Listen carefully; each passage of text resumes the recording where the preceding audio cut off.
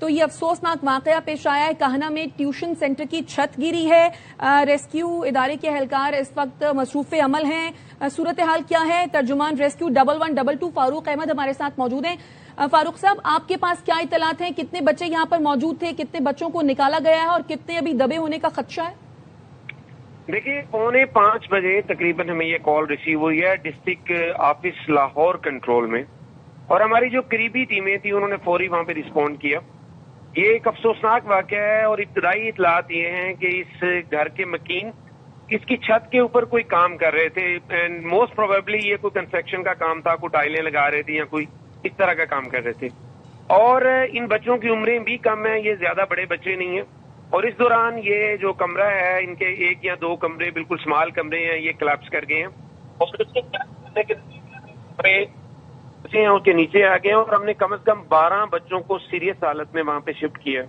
اور ان بچوں کی جو سچویشن ہے، ہم نے ان کو پلس لیس شفٹ کیا ہے اور جب وہاں پہ CPR کرتے ہوئے وہاں پہ پہنچایا گیا ہے. اور میں آپ کو بتاؤں کہ میں کیجوالٹیز کنفرم نہیں کر سکتا، لیکن اس انسیڈنٹ میں کیجوالٹیز ہیں، کیونکہ جب یہ بچے وہاں گئے ہیں تو اگر یہ CPR کے بعد ریوائیو نہیں کر سکے ہوں گے تو ان کی کیجوالٹی ہونے کے بہت زیادہ چانس ہے، اللہ نہ کرے ایسا ہو.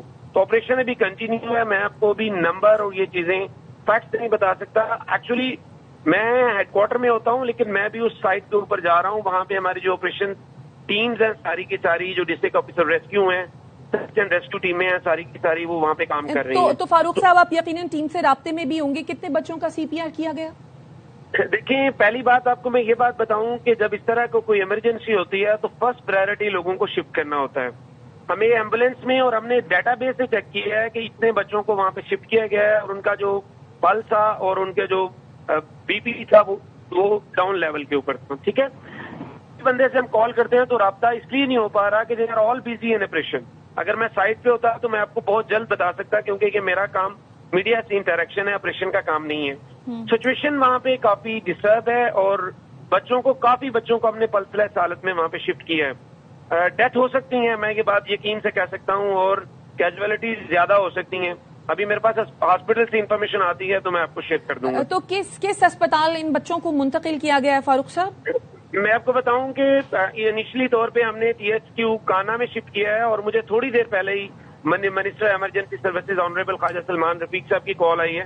انہوں نے LGH میں اور قریبی جتنے ہاسپٹل ہے وہاں پہ باقاعدہ ایمرجنسی ڈکلیئر کی ہے. اور ان بچوں لیکن کیا THQ کانا میں تمام تر سہولیات بچوں کے لیے کافی ہوں گی، کیونکہ بچے زیادہ تعداد میں ہیں؟ آپ اس بات کو سمجھیں کہ جب کوئی بڑا انسیڈنٹ ہوتا ہے تو اس کے قریبی جتنے ہاسپٹلز ہوتے ہیں ان میں ایمرجنسی ڈکلیئر کر دی جاتی ہے، تاکہ اگر بچے وہاں سے بڑھ جائیں تو ان کو فوری طور پہ وہاں پہ شفٹ کیا جائے. تو فاروق صاحب، کتنی دیر کا وقت بتایا جا سکتا ہے؟ کب تک یہ آپریشن مکمل کر لیا جائے گا؟ دیکھیں، آپ ایک بات کو سمجھیں، یہ بالکل اربن سٹی کے اندر نہیں ہے، یہ تھوڑا سا دور ہے. کانا کا علاقہ تھوڑا سا دور ہے جو مین سٹی ہے، وہاں پہ یہ واقعہ ہوا ہے. اور آپریشن میں یہ یقین سے کہہ سکتا ہوں کہ آپریشن آلموسٹ وائنڈ اپ ہو گیا ہوگا، لیکن 1-2 بچے جن کے متعلق خبر ہے، جب تک ان کے متعلق یقین نہ ہو جائے ہم تب تک کوئی فائنل بات نہیں کر پائیں گے. 10 منٹ تک آپ کو لائیو ڈیتھ کی ساری انفارمیشن آ جائے گی، ہم آپ سے شیئر کر دیں گے. تو فاروق صاحب، 7 بچوں کے ملبے تلے ابھی بھی دبے ہونے کی اطلاعات ہیں، تو آپ کے پاس انف اکوپمنٹ ہے کہ وہ بچے جلد نکال لیے جائیں؟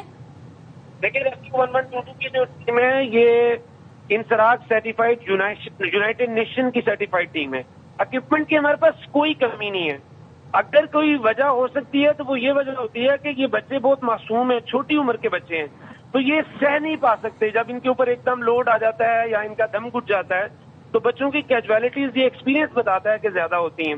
جن کی عمر زیادہ ہوتی ہے، جن کی بون سٹرانگ ہوتی ہیں، اگر ان کے اوپر کوئی ایسی چیز گر جاتی ہے تو ان کے سروائیول ریٹ زیادہ ہوتے ہیں. تو یہ دس از ایکسپیرینس، لرننگ ایکسپیرینس ہے.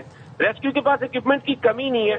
ہم سب دعا کرتے ہیں کہ جتنے بھی بچے ہیں وہاں سے خیریت سے گھر لوٹ سکیں. بالکل، ہم دعا بھی کرتے ہیں. فاروق صاحب، کتنی ایج کے بچے بتائے جا رہے ہیں جو کہ ممکنہ طور پر دبے ہوئے ہیں؟ میں آپ کو بتاؤں کہ جو میرے پاس ابتدائی انفارمیشن آئی ہے وہ یہی ہے کہ فرسٹ کلاس سے لے کر 4-5 گریڈ تک کے بچے ہیں، لیکن ایگزیکٹ ڈیٹا میں آپ سے 10 منٹ بعد شیئر کر پاؤں گا جب سارے بچے ہاسپٹل شفٹ ہو جائیں گے اور سارے کے ساروں کا ڈیٹا میرے پاس آ جائے گا.